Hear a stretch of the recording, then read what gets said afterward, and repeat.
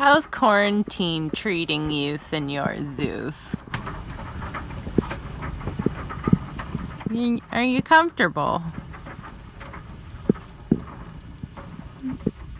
Zeus, you don't look very happy. Zeus, snap out of it. You don't even want to play, do you? Don't even want to play.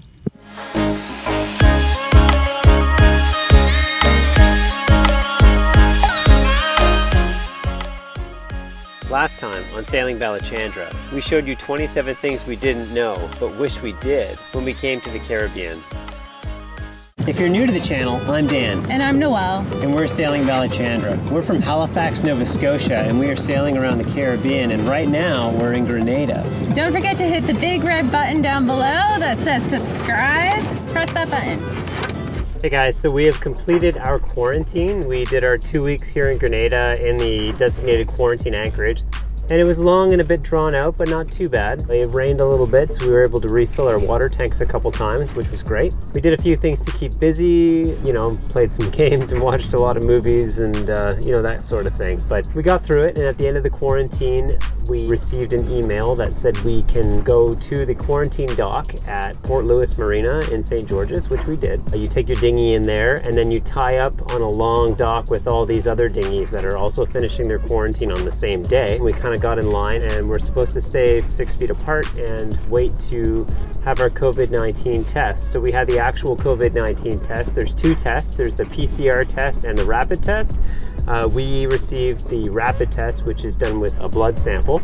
That's the cheaper and easier way to do it. They have a result within like 15 or 20 minutes or something like that, versus the PCR test, which is a swab that goes into the back of your nasal cavity, and I believe that takes like 3 days to get a result. So we were able to not only complete our quarantine, but pass our COVID-19 test and enter the island all in the same day, which was great. Well, it's done. We got our COVID-19 test here in Grenada done on shore, and Noelle and I both tested negative, so we don't have COVID-19. So now we're off to do our customs paperwork, and yeah. There's another lineup at the customs building because everybody was kind of doing this at the same time, so we had to wait quite a while. After our customs were completed and everything was done, we were able to go and have a beer and, you know, enjoy being on land for the first time in 2 weeks, which was really nice. We were a little bit concerned about paperwork for the dog here in Grenada, but it turns out to be quite easy to bring your dog into Grenada. There was very few questions. They scanned our health certificate briefly, and that was it. So if you're bringing your dog to Grenada, it shouldn't be too much of a problem. Grenada is part of the Windward Island chain and includes the southernmost islands of the Grenadines. Their beautiful islands have sheltered anchorages, high-quality marinas and boatyards, and a good range of yachting and marine facilities.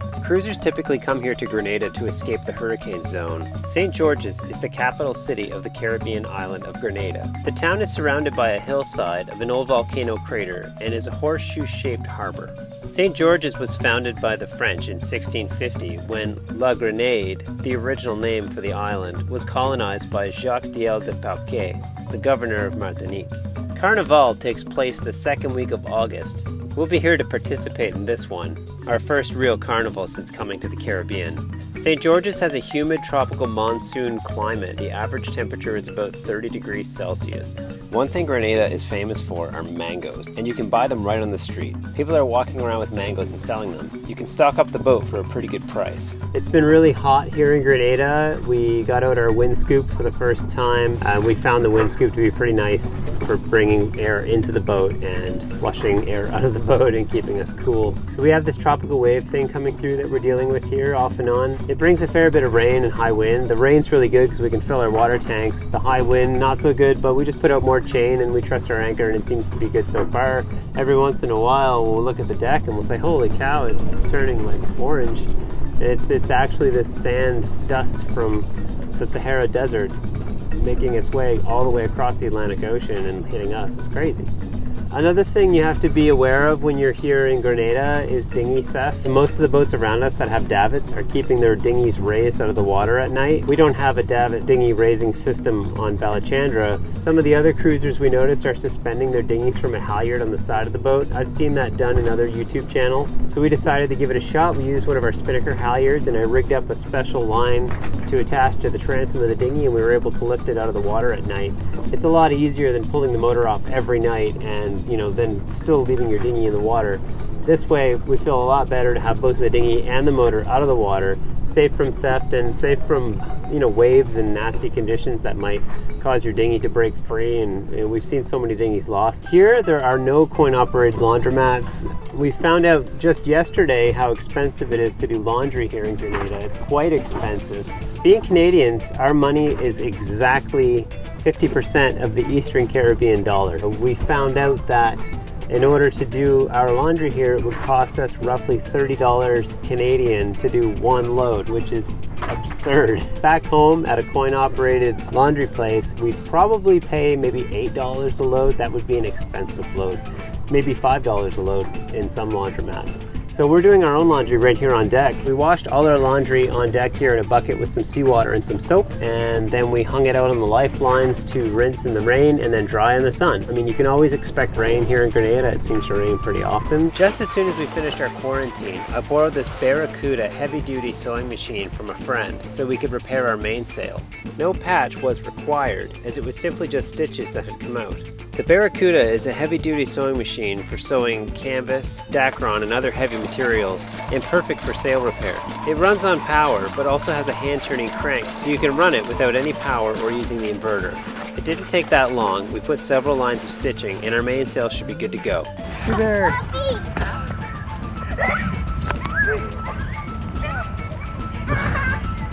We stayed in St. George's for about a week. Just last night, the Coast Guard asked us to move. They told us it's not an approved anchorage. So we left without any argument and moved north to Grand Mall Bay. Grand Mall is a very small community. We're excited to check it out. The holding here isn't great, but we did set our anchor in sand, and we made sure by snorkeling and checking the anchor before the sun went down.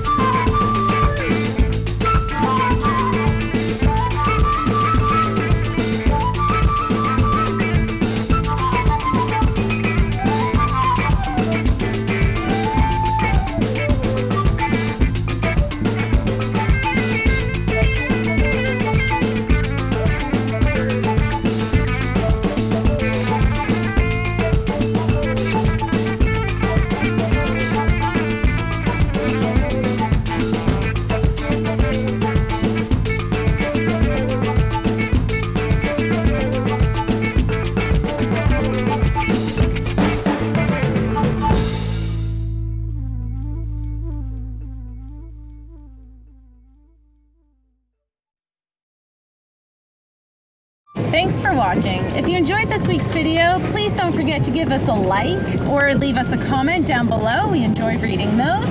And again, subscribe so that you don't miss out on what's to come. You're like, what is this? Why are we confined to such a small space? Zeus.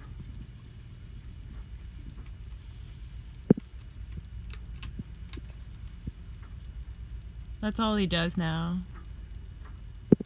Licking and scratching. Licking and scratching. I'm starting to worry that he's got a little skin issue going on.